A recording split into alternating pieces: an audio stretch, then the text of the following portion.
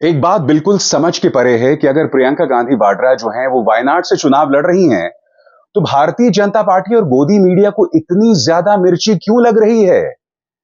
कोई भी political party चुनाव लड़ती है जीतने के लिए, हारने के लिए नहीं। कोई भी राजनीतिक कदम जो उठाया जाता है उसका मकसद होता है ज्यादा से ज्यादा फायदा, यानी कि सारी कुर्बानी कांग्रेस दे। और भारतीय जनता पार्टी के लिए कोई लक्ष्मण रेखा नहीं है। भारतीय जनता पार्टी चुनावी कैंपेनिंग के दौरान झूठ भी बोले, हिंसा को बढ़ावा देने वाले बयान भी दे, हिंदू मुसलमान करे, मगर कांग्रेस यह भी फैसला ना कर सके कि प्रियंका गांधी वाड्रा वायनाड से चुनाव लड़ेंगी। दोस्तों, एक बात मैं स्पष्ट कर दूं, याद कीजिएगा, जब राहुल गांधी ने फैसला किया था कि वो अमेठी से नहीं रायबरेली से चुनाव लड़ेंगे, तब मेरे जैसे पत्रकारों ने भी कहा था कि क्या राहुल गांधी डर गए हैं? राहुल गांधी जो अक्सर कहते रहते हैं डरो मत, क्या ये फिलॉसफी, क्या ये प्रिंसिपल उन पर लागू नहीं होता है? मगर कहीं ना कहीं ये मास्टर स्ट्रोक था और उसकी वजह थी दोस्तों। उसकी वजह क्या थी मैं आपको बताता हूं। राहुल गांधी नहीं चाहते थे कि वो अमेठी से उतरे और सारे मीडिया और पूरी भाजपा की तंत्र का ध्यान जो है राहुल गांधी बनाम स्मृति ईरानी पर चला जाए। इसीलिए उन्होंने किशोरी लाल शर्मा को उतारा, वो किशोरी लाल शर्मा जो अमेठी की राजनीति में रचे बसे हुए थे। और नतीजा आपके सामने है। राहुल रायबरेली से लड़े, करीब 4 लाख वोटों से जीते।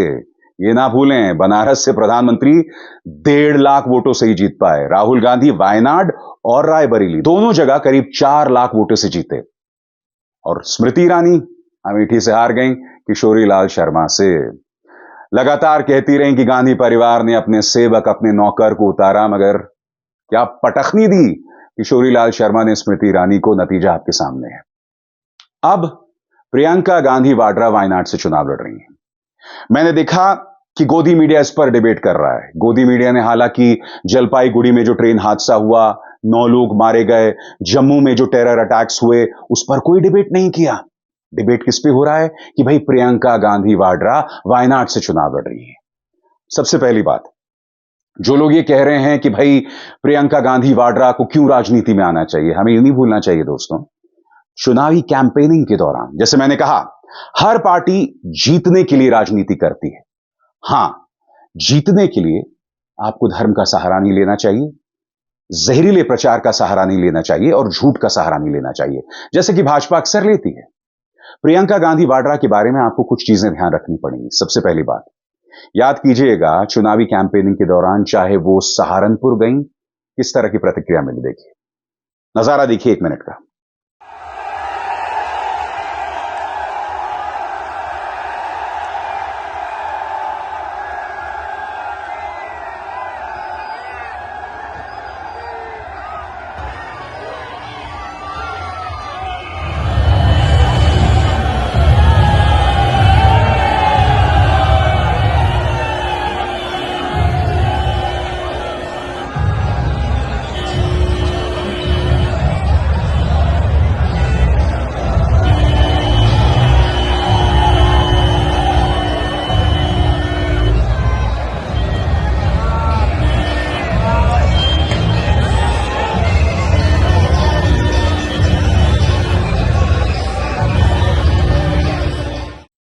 फिर बनारस में डिंपल के साथ उनका रोड शो था, किस तरह की प्रतिक्रिया थी।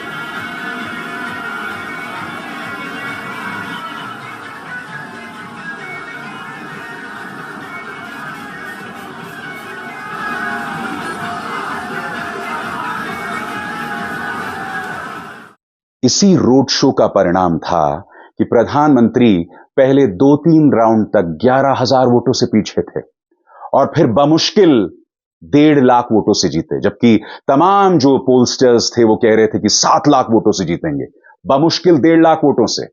मैं नहीं भूला हूं भाजपा का वो कार्यकर्ता उज्जवल मिश्रा, वो तो ये तक कह रहा था कि प्रधानमंत्री हार गए, मगर फिर पर्दे के पीछे कुछ खेला हुआ जिसके चलते प्रधानमंत्री जीत गए थे। अब वो पर्दे के पीछे क्या खेला था वो तो उज्जवल मिश्रा बताएं या भाजपा बताए या चुनाव आयोग बताए। कहने का अर्थ क्या है, प्रियंका गांधी वाड्रा इस वक्त कांग्रेस की राजनीति में एक अहम हथियार हैं और कांग्रेस उनका इस्तेमाल क्यों ना करे। एक और चीज मैं आपको बतलाना चाहता हूं दोस्तों, राहुल गांधी ने, याद कीजिए प्रियंका के बारे में क्या कहा था कि अगर प्रियंका गांधी बनारस से चुनाव लड़ती तो प्रधानमंत्री हार जाते। सुनिए राहुल ने क्या कहा था। वाराणसी में जान बचा के निकले हैं प्रधानमंत्री, और मैं आपको कहता हूं और बहन से कह रहा हूं, अगर ये लड़ जाती वाराणसी में, अगर ये लड़ गई होती तो आज हिंदुस्तान के प्रधानमंत्री 2-3 लाख वोटों से वाराणसी का चुनाव हार जाते। तो सीधा सा सवाल है, अगर प्रियंका गांधी की मौजूदगी से कांग्रेस को फायदा मिल रहा है, कांग्रेस के अंदर राहुल गांधी से कहीं बेहतर स्पीकर, वक्ता हैं प्रियंका गांधी वाड्रा, अगर प्रियंका गांधी जो हैं वो उतरेंगी संसद के अंदर और संसद के अंदर स्पीचेस देंगी तो उनके भाषण से प्रधानमंत्री और शाह तो हिल जाएंगे ना, तो फिर प्रियंका क्यों ना उतरें। जैसे मैंने कहा, राजनीति की जाती है फायदे के लिए। राजनीति का मकसद हिंसा नहीं होना चाहिए, बंटवारा नहीं होना चाहिए, नफरत नहीं होना चाहिए। याद कीजिए, प्रधानमंत्री ने चुनावी कैंपेनिंग के दौरान कांग्रेस के घोषणा पत्र के बारे में कितना झूठ बोला था कि भाई आपका मंगलसूत्र जो है वो मुसलमानों को दे दिया जाएगा, 2 भैंसों में से एक मुसलमानों को दे दी जाएगी। मुजरा शब्द का इस्तेमाल किया था। और याद कीजिए, प्रियंका ने इसी मंगलसूत्र के मुद्दे पर किस तरह से करारा वार किया था प्रधानमंत्री पर। उनके इस एक भाषण ने नींव हिला दी थी भाजपा की। सुनिए उन्होंने क्या कहा था। इतना बड़ा चुनाव है, पूरी दुनिया देख रही है, दुनिया का सबसे बड़ा लोकतंत्र है, और दुनिया क्या देख रही है कि कैसी कैसी बातें हो रही हैं। आपके सबसे बड़े नेता जो सबसे ऊंचा पोजीशन इस देश में रखते हैं, वो कैसी कैसी बातें आपके सामने कर रहे हैं। आपके विकास की बात नहीं हो रही है, आपके झीलों की बात नहीं हो रही है, यहाँ की टेक्नोलॉजी की बात नहीं हो रही है, श्रमिकों की बात नहीं हो रही है, किसानों की बात नहीं हो रही है। देश में बात क्या हो रही है, कैसी कैसी बहकी बहकी बातें। पिछले 2 दिनों में अब ये शुरू हुआ है कि कांग्रेस पार्टी चाहती है कि आपके मंगलसूत्र और आपका सोना आपसे छीन ले। 70 सालों से ये देश स्वतंत्र है, 55 सालों के लिए कांग्रेस की सरकार रही है। किसी ने आपसे सोना छीना, आपके मंगलसूत्र छीने। इंदिरा गांधी ने अपना सोना, जब जंग हुई थी, अपना सोना देश को दिया। मेरी मां का मंगलसूत्र इस देश को कुर्बान हुआ है। और बात वहां नहीं रुकी। प्रियंका ने बहुत ही भावात्मक अंदाज में प्रधानमंत्री से कहा था कि आपको मेरे पिता को देशद्रोही कहने का कोई अधिकार नहीं है। सुनिए उन्होंने क्या कहा था, और इसका जवाब आज तक प्रधानमंत्री नहीं दे पाए। सुनिए उन्होंने क्या कहा था। 19 साल की उम्र में जब मैं अपने शहीद पिताजी के टुकड़े घर लाई तो मैं नाराज थी इस देश से, मैं नाराज थी। मेरे दिल में यह भावना थी, मैंने अपने पिता को भेजा, तुम्हारा काम था सुरक्षित रखना। मैंने अपने पिता को हिफाजत से तुम्हारे पास भेजा और तुमने ये टुकड़े लौटा दिए मुझे, और वो टुकड़े इस झंडे में लपेटे हुए थे, देश के झंडे में। मैं नाराज थी। मैं समझती हूं शहादत की का क्या मतलब है। जैसे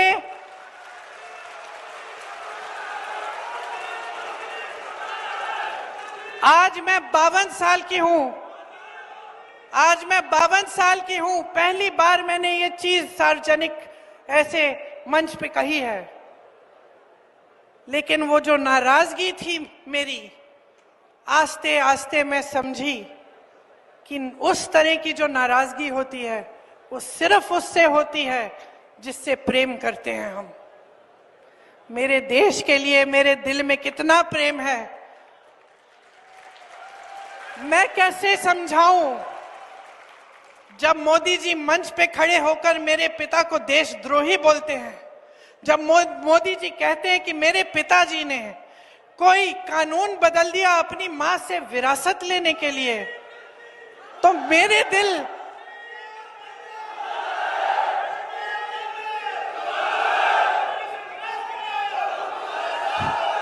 तो मोदी जी इस बात को समझ नहीं पाएंगे कि मेरे पिताजी को विरासत में धन दौलत नहीं मिली, मेरे पिताजी को विरासत में शहादत की भावना मिली। इनफैक्ट आपने गौर किया होगा दोस्तों कि प्रियंका गांधी वाड्रा पर भाजपा हमला ही नहीं बोलती है, जबकि हमला बोलने को बहुत कुछ है। उनके पति रॉबर्ट वाड्रा के जरिए हमला किया जा सकता है, मगर प्रियंका से सीधा मुकाबला नहीं करते हैं प्रधानमंत्री और अमित शाह। तो सीधा सा सवाल, ऐसे में प्रियंका गांधी मैदान में क्यों ना उतरे? और जैसे मैंने बताया, हर पॉलिटिकल पार्टी अपने फायदे के लिए चुनाव लड़ती है, तो यह फायदा कांग्रेस क्यों ना उठाए? कांग्रेस के लिए लोकसभा में ऐसा वक्ता क्यों ना हो जो अपनी बातों से सत्ता पक्ष को नर्वस कर सके, उसे हिला सके। राजनीति का यही तो कर्तव्य है ना, है कि नहीं? और सबसे बड़ी बात, प्रियंका गांधी वाड्रा के सामने स्मृति ईरानी नहीं होंगी, जिनका करियर अब ढलान पर है, कभी भी खत्म हो सकता है। हालांकि राजनीति अनिश्चितता का खेल है दोस्तों, हम नहीं जानते आने वाले वक्त में क्या होने वाला है। क्या पता दोबारा पुनर्जन्म हो जाए स्मृति ईरानी का। मगर यह अहंकार की हार जरूर है दोस्तों, अहंकार की हार जरूर है। और आपने गौर किया होगा कि प्रियंका गांधी वाड्रा जब भी बयान देती थी ना, उसमें अहंकार दूर दूर तक नहीं होता था। वो जब भाषण दिया करती थी तो जनता से सीधा संवाद करती थी, और यह कमी राहुल गांधी में साफ तौर पर देखी जाती थी। राहुल गांधी बहुत ही गंभीरता से या गुस्से में अपनी बात कहते थे, प्रियंका बहुत ही सहज अंदाज में अपनी बात रखती थी। इसीलिए अगर प्रियंका गांधी वायनाड के रास्ते से संसद में पहुंचती हैं तो यह कांग्रेस के लिए एक बहुत अच्छी बात होगी। और यही नहीं, क्या राहुल गांधी नेता प्रतिपक्ष बनेंगे? बताया जा रहा है कि मल्लिकार्जुन खड़गे ने उन्हें डांट भी लगाई है कि नथिंग डूइंग, चुपचाप बनिए। और कल राहुल गांधी ने इसका प्रमाण भी दिया कि उनसे मुझे डांट भी पड़ गई है। सुनिए राहुल ने क्या कहा था। अगर ये मानने के बाद ही आगे का आएगा वो भी मैं बता दूंगा। बट धमकी तो दी है, कांग्रेस प्रेसिडेंट ने धमकी तो दी है। तो सोचिए दोस्तों, राहुल गांधी नेता प्रतिपक्ष, प्रियंका गांधी वाड्रा वायनाड से सांसद, इन दोनों की ताकत प्रधानमंत्री नरेंद्र मोदी और अमित शाह की रातों की नींद खराब कर सकते हैं। और यह अपने आप में कांग्रेस का मास्टर स्ट्रोक ही माना जाएगा। मीडिया अनर्गल डिबेट कर रहा है, मगर असली मुद्दा यही है। प्रधानमंत्री अमित शाह, भाजपा का पूरा जो कुनबा है, वो नहीं चाहती कि किसी भी सूरत में प्रियंका गांधी वाड्रा वायनाड के जरिए संसद में पहुंचे, क्योंकि नुकसान क्या होगा भाजपा को वो मैं आपको बतला चुका हूं। अभिसार शर्मा को दीजिए इजाजत। नमस्कार। स्वतंत्र और आजाद पत्रकारिता का समर्थन कीजिए, सच में मेरा साथी बनिए। बहुत आसान है दोस्तों, इस ज्वाइन बटन को दबाइए और आपके सामने आएंगे ये 3 विकल्प, इनमें से एक चुनिए और सच के इस सफर में मेरा साथी बनिए।